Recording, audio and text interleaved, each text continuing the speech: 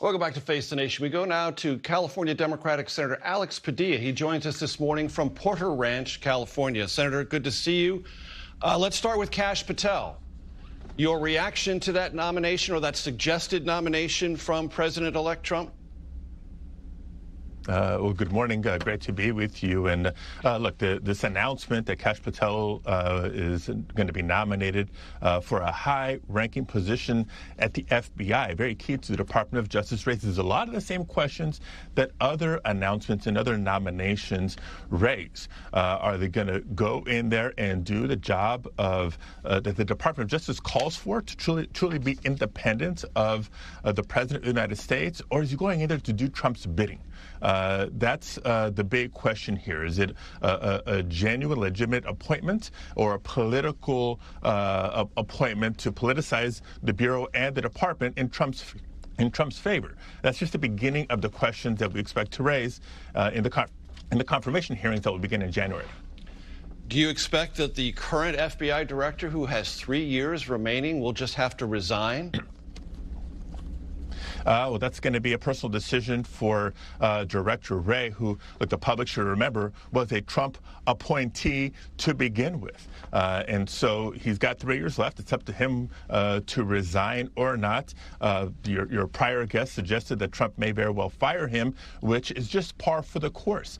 Anybody who recalls the first Trump administration recalls a whole lot of cabinet officials being named, being confirmed, and being sold as the greatest thing since sliced bread. And as soon as they lose favor with Trump, as soon as they don't do 100% of what he's demanding, all of a sudden, you know, they're fired a lot of times by social media posts. And so who knows what Donald Trump is going to decide to do, whether it's with Director Wray, Kash Patel, or any of his other nominees this coming term.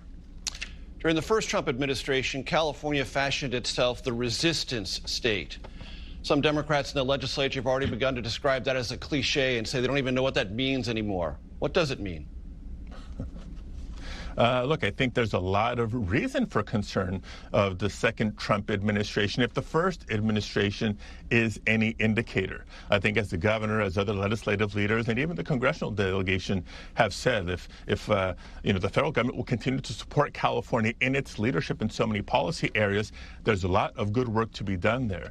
But Donald Trump has made it no secret that he has it in for California, whether it's the withholding of disaster funds. I mean, a lot of FEMA dollars that Donald Trump tried to keep from not the state government of California, but from California families, simply because it's a state that did not vote for him in the presidential election. We're trying to inoculate ourselves from those types of threats.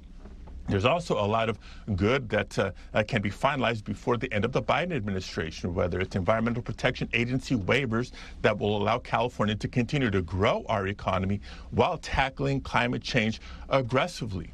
Waivers at Health and Human Services that would give California a little bit of flexibility with our Medicare dollars to be able to also treat behavioral health issues, mental health issues of Californians, because when we know that treating the whole body is good for both physical and mental health. We're trying to make sure those waivers are locked in before the end of the Biden administration. And where do you stand with the Biden administration on that, Senator? Are they going to be responsive?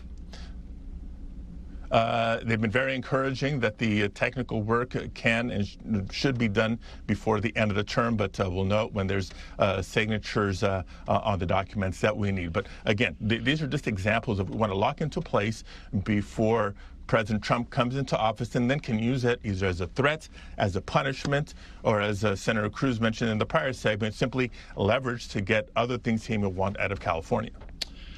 You know President-elect Trump has promised mass deportations. You also know in California there is a state law that tells local law enforcement not to participate and cooperate with ICE agents in deportation or identification processes.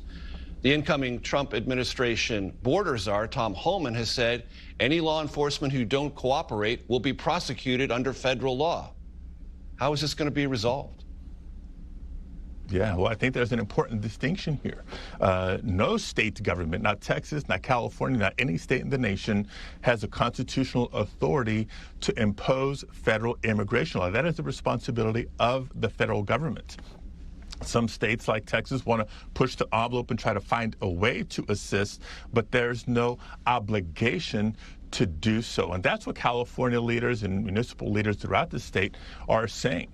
You know, we're not going to utilize state and local resources to do the federal government's job for them, number one. I think there's a long history of this being smart public safety policy as well. Look, California is the most populous state in the nation, the most diverse state in the nation, home to more immigrants than any state in the nation. And the last thing you want to do is have immigrants who are victims of crime afraid to come forward to report that crime. The last thing you want is immigrants who may be witnesses to crime to be afraid to come forward and share any information that they have in the investigation and prosecution of crimes. That's what we're talking about here. Let the federal government do the federal government's job, but have state and local officials do the state and local officials' job. There doesn't have to be a conflict unless that's what Trump wants.